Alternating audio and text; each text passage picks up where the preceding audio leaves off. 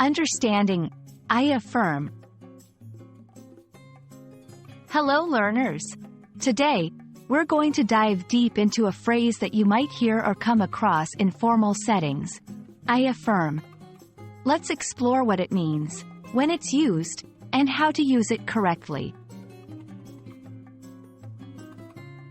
I affirm is a phrase that originates from the word affirm.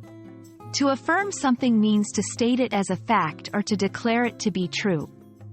It's a more formal way of saying, I agree, or I confirm. Example, in a court setting, a person might say, I affirm that the statement I am making is true. 1. Legal context. It's often used in legal settings when someone is making a formal declaration.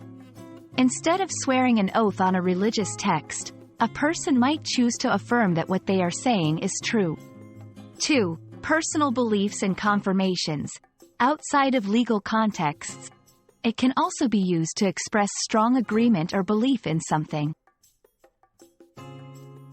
Example 3. Someone might say, I affirm my commitment to learning English, meaning they are deeply committed to the learning process. 4. Business and professional settings. In business or other professional settings, I affirm might be used to confirm a decision or agreement. Example 5. During a meeting, after hearing a proposal, a manager might say, I affirm our direction with this project, indicating they agree with and support the proposed approach. While I affirm is a powerful expression, there are other similar phrases. However, each has its nuance. 1. I confirm. This is often used when verifying information. It's more about accuracy and less about belief or agreement. 2. I agree. A simple way of showing concurrence or alignment with a thought or idea. It's less formal than I affirm. 3. I attest. Similar to I affirm, but often used when bearing witness to something or when certifying something. Remember, while these terms might be used interchangeably in casual conversation, in formal settings, their nuanced differences matter.